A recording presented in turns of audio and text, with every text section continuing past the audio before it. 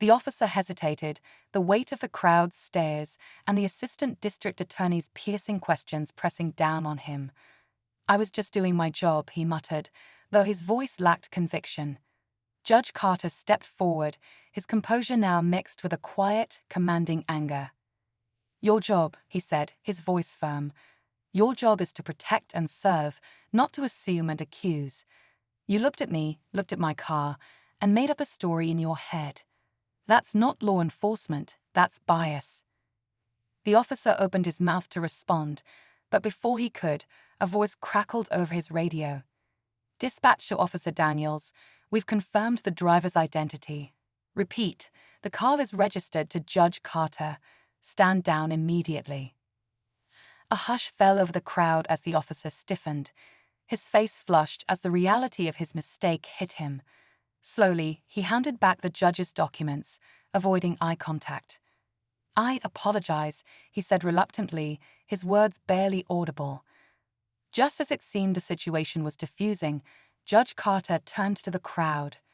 "This moment isn't just about me," he said, his voice carrying. "It's about the assumptions we make and the accountability we must demand. Let this be a lesson for all of us." The crowd began to applaud, but as the judge walked back to his car, Torres leaned in toward the officer. "You want to prepare a formal apology," she said sharply. "This isn't over." As Judge Carter drove away, his expression softened, but his thoughts lingered on the lingering question: how many others faced the same injustice without a crowd to witness or a title to protect them? The scene inside the coffee shop had transformed from chaos to camaraderie. Regulars shared smiles and small talk, recounting Karen's explosive exit as if it were the day's unexpected entertainment.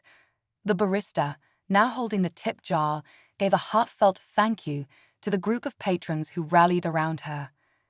The shared sense of justice hung in the air, turning an otherwise ordinary morning into a moment of unity. Meanwhile, in the parking lot, the climax of Karen's ordeal played out like a scene from a sitcom. As she waved her arms and pointed furiously, trying to halt the tow truck, the driver simply shrugged and secured her car. The security guard stood calmly nearby, shaking his head at her antics. When the police officer handed her the citation, Karen's defiance gave way to resignation. Her shouts softened into murmurs, and soon she stood silently, watching her car disappear down the street. It was a humbling moment she hadn't seen coming. Inside, the coffee shop burst with laughter and a shared sense of poetic justice. Karen's exit had been dramatic, but the lesson left behind was clear. Respect and kindness go a long way, and karma has a way of catching up to those who forget that. It was a sunny afternoon when an unexpected confrontation unfolded on the quiet streets of a suburban neighborhood. A black man in a sleek luxury car caught the attention of a white police officer on patrol.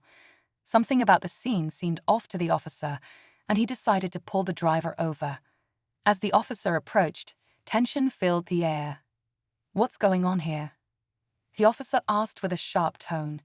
"This car doesn't look like it belongs to you." The driver, calm but visibly puzzled, handed over his license and registration, his every move deliberate. The officer's suspicion only grew. Little did the officer know, the man behind the wheel wasn't just any driver. He was a respected judge, a figure of authority and justice. But before the truth could unfold, the situation took an unexpected turn, leaving everyone questioning what would happen next. The officer's skepticism only grew as he scanned the man's documents. He couldn't shake the feeling that something wasn't right. "Where'd you get this car?" he pressed, his tone growing firmer. The driver stayed composed, meeting the officer's gaze with quiet confidence. "It's my car," the man replied, his voice steady. "Is there a problem?" But the officer wasn't convinced. The neighborhood was upscale, the car was expensive, and the officer had already drawn his own conclusions. As the interaction stretched on, a small crowd began to gather nearby. Some pulled out their phones, recording the exchange, sensing that something larger might unfold. The man in the car remained calm, but there was an unmistakable tension in his posture, as though he'd been through this kind of situation before. What the officer didn't know yet was that the driver's identity would soon flip the entire encounter on its head. The officer stepped back to run the license and registration, his expression hardening as he spoke into his radio. The man sat quietly in the car, his hands resting on the steering wheel. Despite his calm demeanor, his mind raced. How many times had he faced assumptions like this? He glanced at the growing crowd, recognizing familiar faces from the neighborhood he'd lived in for years. One of the bystanders whispered, "Isn't that Judge Carter? What's he doing pulled over?" Another replied, "The officer doesn't seem to know who he's dealing with." The murmurs grew louder, but the officer, focused on his suspicions, seemed unaware of the stir he was causing. Back at the car, Judge Carter looked up at the officer, returning with an unreadable expression. "Step out of the car," the officer said, his hand hovering near his belt. The tension thickened, leaving everyone watching to wonder, how far would this go? Judge Carter slowly stepped out of the car, his every movement deliberate to avoid escalating the situation. The officer watched him closely, still gripping his radio.